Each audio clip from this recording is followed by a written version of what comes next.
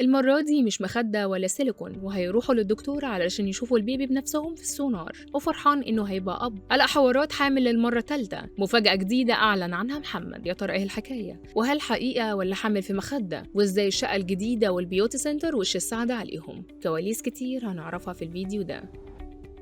بعد اللي حصل مع حمدي ومحمد وأزمتهم بسبب حمل قلق حوارات، رجع من جديد محمد يثير الجدل، بس المرة دي قال إن كل حاجة هتبقى قدامكم. كواليس حمل قلق حوارات للمرة الثالثة، يا ترى إيه الحكاية؟ طبعا كلنا عارفين الأزمة اللي حصلت بينهم، حمدي حوارات وأخوه محمد، بسبب حمل قلق حوارات، واللي طلعوا عشموا الناس بإن قلق خلاص على وش الولادة، وفعلا كانت بتظهر وبطنها قدامها مترين، لدرجة إن حمدي طلع وقال إنها حامل في مخدة، وإن الحمل مش حقيقي، واتريق عليها، وخلى وفاء سلفتها تطلع في فيديو وتعمل نفسها حامل في مخدة. واول ما وصلت حماتها الحاجه سعديه راحت المخده وقعت، وان وفاء مش حامل، وطبعا بعدها اتضح ان وفاء هي اللي حامل، وان حمدي عامل فيديو يرد فيه على اخوه ومراته ومسكوا في بعض. وفجاه حمدي بعد ما الحاجه سعديه راحت له حبت تلم شمل عيله حوارات، وفعلا حمدي سمع الكلام وراح لمحمد اخوه الامارات واخدوا بعض بالاحضان. بس المفاجاه ان من ساعه ظهورهم في المطار ما ظهروش تاني سوا، ورجع حمدي على تركيا وراح المستشفى، وبعدها طلع محمد حوارات اعتذر لكل المتابعين، وان الحمل كان مقلب وكان مخده فعلا، وان صاحب الفكره دي علشان المشاهدات هو اخوه حمدي، ونزل تسريبات كلام حمدي وهو بيقول له يعمل المقلب ده علشان يفوق القناه عنده. وفضلوا فيديوهات رايحه جايه بينهم قطعوا بعض، وكل واحد فيهم عمل بلوك للتاني. ولما اتسال كذا مره في صلح، كان رد محمد بانه عمره ما هيبقى في صلح وبينه وبين اخوه، خاصه وان ساب مراته تبهدل محمد، وعلشان كده هو عنده شرط واحد بس، وهو انهم يعتذروا له علشان يصالحهم، لان كرامته خط احمر. وهنا محمد وعد جمهوره بان ده مش هيحصل تاني، وان هيتعامل مع متابعينه واهله وناسه بمصداقيه ومش هيضحك عليهم تاني. ومفيش كام شهر وطلع محمد حوارات بيقول ان في مفاجاه قريب جدا والكل هيفرح ويتبسط من الخبر، وهو ان قلق حامل للمره الثالثه، بس المره دي بجد هينزل فيديو وهم عند الدكتوره بيعملوا سونار علشان المصداقيه، وقال لهم هي دي المفاجاه المنتظره. ومش بس كده، ده قال ان وش الشقه الجديده والبيوتي سنتر حلوين عليهم، وانه فرحان بالخبر ده جدا، وانه هيبقى اب للمره الثانيه بعد شروق وتاليين، ورغم انهم مشغولين بالبيت الجديد وفرشه، الا ان ده احلى خبر هو فرحان بيه ومنتظر البيبي بشوق، وبيجهز كل حاجه هو ومراته في اسرع وقت. ومش بس كده، ده هتفتح البيوتي سنتر بتاعها وبتجهزه من مجاميعه، وجابت الشقه الجديده علشان الشغل بتاعها ما يبقاش بعيد عنها، وهي فرحانه بعد ما اخدت الكورس في الامارات وخلاص هتطبقه في مصر وتبقى اشطر واكبر ميك اب ارتست، وده كان حلمها من سنين وسنين، وجي محمد جوزها علشان يحققه لها، وربنا عوضهم على اي تعب شافوه. وكمان هتبقى حامل، بس المره دي حامل في بيبي مش في مخده، وهيعملوا سونار بس لسه ما عرفوش هو ولد ولا بنت. يا ترى تفتكروا قلق حوارات حامل المره دي ولا برضه مقلب؟ شاركونا في التعليقات.